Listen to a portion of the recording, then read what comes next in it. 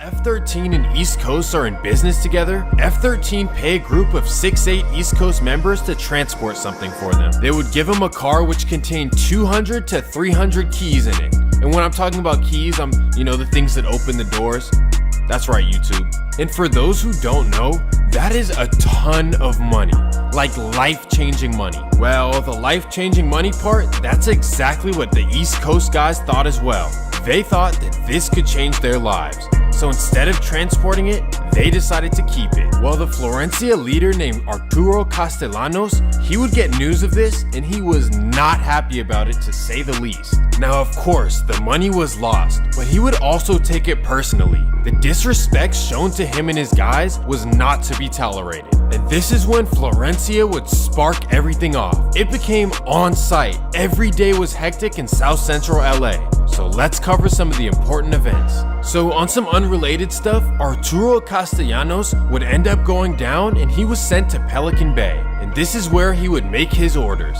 He would order a cleansing of the East Coast. Interpret that how you want, but I think I know what it means. One thing about F13 is that they use words that I'm not going to say. And for a while, they would graffiti it all over the neighborhood. For F13, anyone who even looked like they could be East Coast was a green light. And this led to many random acts. October 11th, 2004. 3 men, Emmanuel Romero, Mario Marino, and Edgar Navarro would meet up. Marino would be driving and he pulls out a big thing and says, "Let's do this." So they drive all around the East Coast area and decide to head down to the 8-9 East Coast. They go to the corner store and see an older man outside. That's when Marino hops out and bam!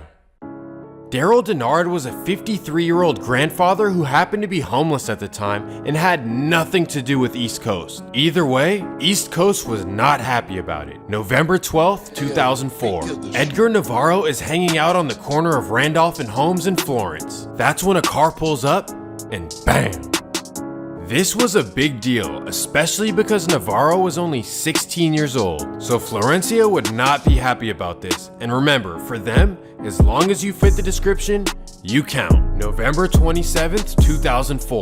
A 28-year-old man named Marion Miller was standing on Firestone Boulevard in the Florence area. And just like Daryl Denard, Marion Miller had absolutely nothing to do with East Coast. He just happened to live near the area. Well, either way, a car would pull up and bam!